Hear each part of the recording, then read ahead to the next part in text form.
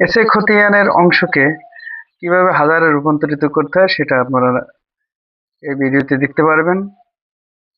প্রথমে আছে এক আনা, এবং এক আনার যে সাংকেতিক চিহ্নটা আপনাদের ২ নং কলামে দেখানো হয়েছে, এবং ৩ নং কলামে আছে এক আনা সমান যে কত অংশ, অর্থাৎ ৬২.৫০ অংশে এক আনা।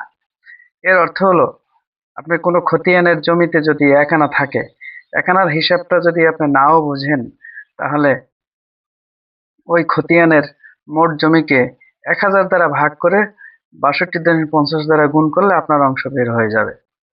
২ নম্বরে হলো ২ আনা। ২ আনার চিহ্নটা আপনার ২ নং কলামে দেখানো হচ্ছে। ২ আনা সমান ১২৫ অংশ।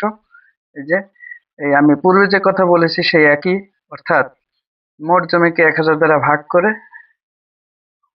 ১২৫ দ্বারা গুণ করলে আপনার প্রাপ্য অংশ পাওয়া যাবে। আপনাদের মনে আরেকটা প্রশ্ন থাকতে পারে যে ১ আনা, ২ আনা বা ৩ আনা কিভাবে? এর অর্থ হলো খতিয়ানের মোট জমিকে ৩২০ দ্বারা ভাগ করে প্রতি আনায়, আমি পূর্বে বলে এসেছি যে প্রতি আনায় ২০ ঘন্টা, অর্থাৎ ১ আনায় হলো ২০ ঘন্টা। অর্থাৎ খতিয়ানের জমিকে ৩২০ দ্বারা ভাগ করে ১ আনা যদি থাকে ২০ দ্বারা গুণ করলেও অংশটা বের হয়ে আসবে। আবার যদি ২ আনা থাকে, সেই খতিয়ানের মোট জমিকে ৩২০ দ্বারা ভাগ করে ২ আনা সমান ৪০ ঘন্টা, ৪০ দিয়ে গুণ করলেও জমির অংশ, প্রাপ্য অংশ বের হয়ে আসবে। অথবা আবার যদি ৩ আনা থাকে, অর্থাৎ যদি আপনি হাজারের ঘরে নেন, এই যেমন এই হাজারের যদি হিসাবে নেন, তাহলে সেটাকে আপনাকে করতে হবে মোট জমিকে ১০০০ দ্বারা ভাগ করে ৩ আনা যদি অংশ থাকে তাহলে ১৮৭.২৫ দ্বারা গুণ করলে অংশ বের হয়ে যাবে।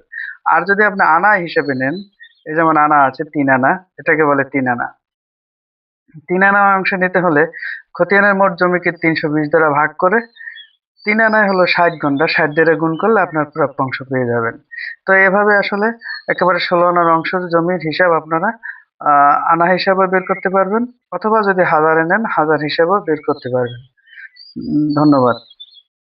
প্রিয় দর্শক, আমার ভিডিওটি যদি ভালো লাগে তাহলে অবশ্যই আমার চ্যানেলটি সাবস্ক্রাইব করে পাশে থাকবেন, এবং ভূমি সম্বন্ধে যে কোনো জানার ইচ্ছা যদি থাকে অবশ্যই কমেন্টসে জানিয়ে যাবেন।